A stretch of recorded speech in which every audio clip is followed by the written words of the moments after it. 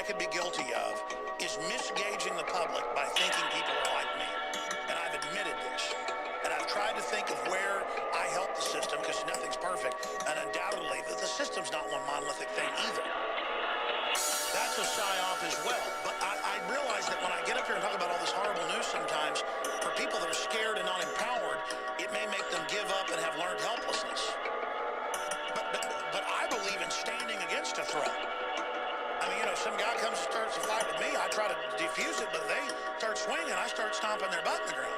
I mean, it's not, so I don't like roll over and show my belly, folks. And so I mean, what you're getting is an American fighting stance that's as Americana as anything's ever been. It's just free human. And I go, and again, that's the psyop. And, you know, I'm sitting there with Vic Vreeland, a firefighter. He comes up to the station. I'm friends with him. He has an Access TV show. He comes up to KJFK in 1996, late 1996, and he goes, "You need a website. Come over to my house." I'd had dinner there before with him and his wife, and his kids were grown up. And I haven't had Vic Vreeland on it forever. And I go over to his house, and Petey, oh, that old parrot died. I was real sad to hear Petey died. I haven't seen Vic Vreeland in years, and I'm having dinner with him and his wife. And he says, "I'm going to set up a website for you." And we sat around for a couple hours thinking, what's a name? What's a name? What's a name? And of course, I've read so many history books and things. I said, well, we need to, you know, call it InfoWars. And he said, yeah, because there's a war on for your mind. He also built the Air Force. Firefighters in town know Vic Vreeland was a singer, firefighter when he retired. He had just about retired then.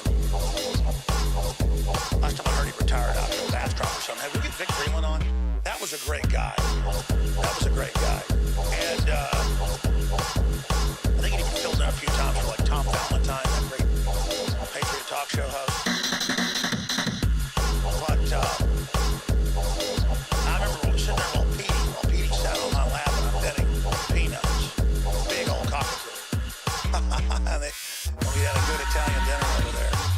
I think it was his wife was Italian.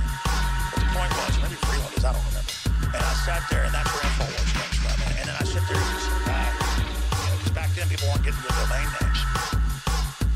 And then now the whole show gets taken over by that. It's very painful. It's very, very sad. But it's not just psyops. People are jealous of success. And so you can be a big man if you make something up about Alex Jones. That I'm Bill Hicks, that I work for the Vatican, but I'm not even Catholic. Nothing against Catholics. I'm attacked because I don't attack Catholics. Or that I work for the Masons. Or that I work for, and then I'll get up on air and say, I've had family that were Masons, high level, and they said, don't become part of it. And then that proves I'm a Mason. Because high level Masons in my family have said there's some pretty bad stuff in it at the highest level. Or I say, I've had family in the Army recruited by the CIA who got out of it saying it's really bad. And then that's the proof I'm CIA. I mean, how do you expect whistleblowers to ever come out or ever say anything if when they do, you go, you must be a psyop. You don't know how to judge things. And I guess it's a wrecked fluoride head population. I get that. But I'm not going to be diverted off that. I answered your question. I mean, let's say I was a bad guy, which I'm not. You know, on my children. That means nothing. In front of God, but God knows. Isn't it about you? What are you doing to go warn people, and they say it's the law every year in every public school system, to take vaccines? They give them 5, 6, 7, 8, 9, 10, 15 shots at a time, and kids actually pass out when they're doing thousands of inoculations. They may have 20 people go to the hospital. They have ambulances standing by. Kids go into the third round of shots when they're 18 months, have convulsions, get in the hospital. Are you there warning people? Do you walk up to pregnant women and warn them in stores? Because you know what? I do. And not because I'm some goody two-shoe. I'm worried about that kid. Do you go and warn people about fluoride in the water? Do you go and warn them about GMO? Do you go and warn people about how dangerous the CPS is? Or that, hey, you're pregnant, you kind of look like hippie type folks. Are you going to have that baby in the hospital? Yeah, we are in the next few weeks. Well, if you smoked any pot in the last month, they're going to test your blood, tell you it's a blood test, not tell you, and take your kid on the spot. 100%. Really? I don't smoke a lot of pot, but I've had a little bit. Yeah, well, you better midwife watch that, baby, right now. I mean, that's what I do. That's what I do. Because I love humanity. I don't want to see people persecuted. And all you can do is call in and ask me if I'm a psyop and why you show news articles. Well, what does that even mean? And so there you go. So let me just say this so you can feel good. I'm a bad government operative. You're a good person. We've established you're better than me. You smoked me out. Now, what are you going to do to go warn people? You know, I started lifting weights again with light weights, trying to lose weight. And so maybe once a week I have time to go down to a local YMCA and I'll watch cops come in wearing their local cop shirts. And I'll watch them kind of strut around and bug their eyes out at people. They're not too bad, but I've seen groups of them in there. And it's a totally different group of people. When the fire department is always there, no matter when I go, somebody from the Hayes County Fire Department is always in there. I was watching these guys do like 60 pull-ups and then go back and do it again and doing these things where they're doing pull-ups and swinging their body all the way over, basically in a gymnast move. That are so nice and friendly because they're fire department people who actually have a real job and who actually serve the community. And I'll never forget watching the Austin police with their cadets in a swim test, and about a third of them could barely swim. 3 of them had to be pulled out. I even shot video of this, and life jackets put on because they couldn't swim. And the head police that were teaching them weren't that good of swimmers. I mean, you ought to be able to swim 2 miles to be a cop. You ought to be able to do 40 pull-ups to be a cop. And I'm not sitting there claiming I'm Mr. Tough Guy. I used to do 45 pull-ups. I can barely do 3 of them now. But the point is, as I watch these fire department guys, they are the polar opposite of the police now. I'm not saying all police are like this, but nice guys, friendly, not putting off a power trip, and just savagely lifting weights and just, in incredible shape. You can tell they're drug-free, too. You can just look at their muscles. Just savagely strong, because they need to be able to pick people up and stuff. They need to be able to, climb out of a window. And you just see the difference in the culture. And now they're trying to corrupt the fire departments and make them secret police.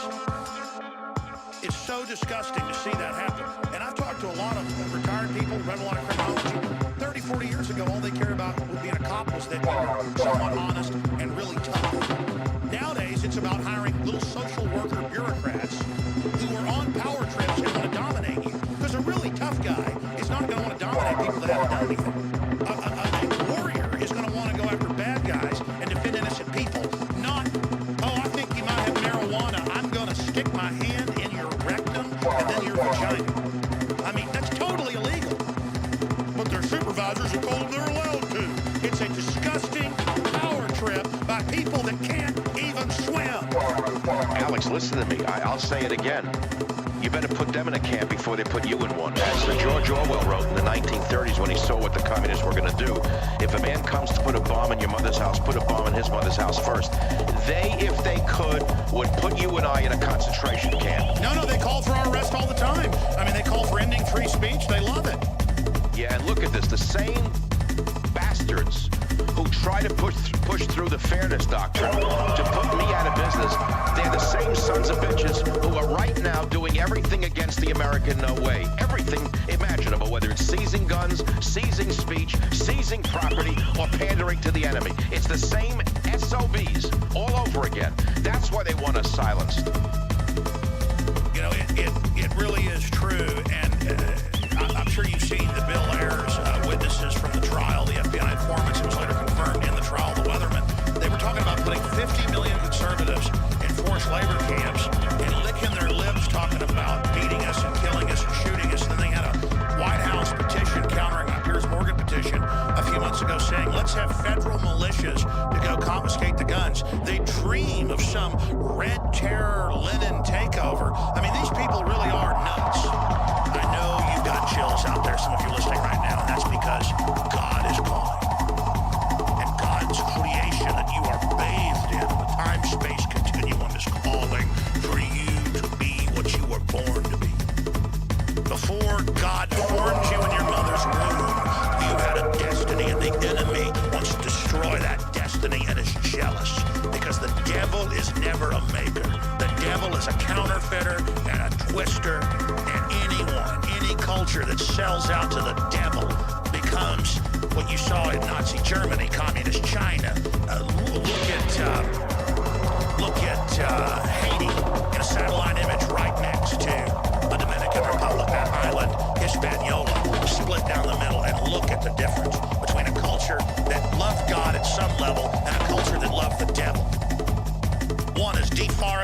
head looks like hell, Mordor, and the other is a paradise. I know the fruits of evil, and I know they're destructive. I know the thrill of evil and evil knowledge. I know the thrill of the mystery of evil, the knowledge of good and evil. I'm fallen. I'm fallen. I can look into the paradigm of the devil. I can see it. I can even have my flesh lust for it and know it. But creation and the power of regeneration that God's given us and the strength is a trillion times a trillion. Unknowably powerful and more powerful than death and destruction and evil and disease and hate. The New World Order channels the spirit of dark servants, dark riders. They are animated by their lust for the raw exercise of power as the priest of power. But those that ride the black horses of death, that carry out the work of killing and destroying, are only wearing a uniform. They are not individually being empowered. They are turning themselves over and their free will over to something that is of another dimension, something that seeks eternal cold, something that seeks the fall. I seek the rise.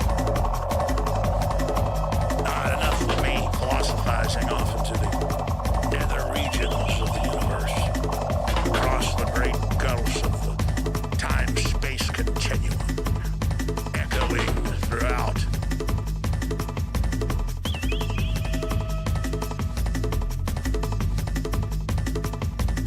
Stare not too long into the abyss, lest you become the abyss.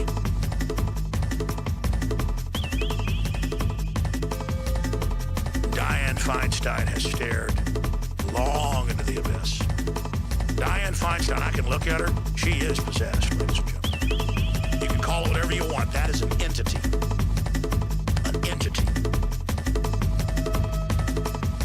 An entity in the U.S. Senate. And they can feel our resolve and that we know who they are and they don't like it. And the more we consciously realize who the globalists are, the more they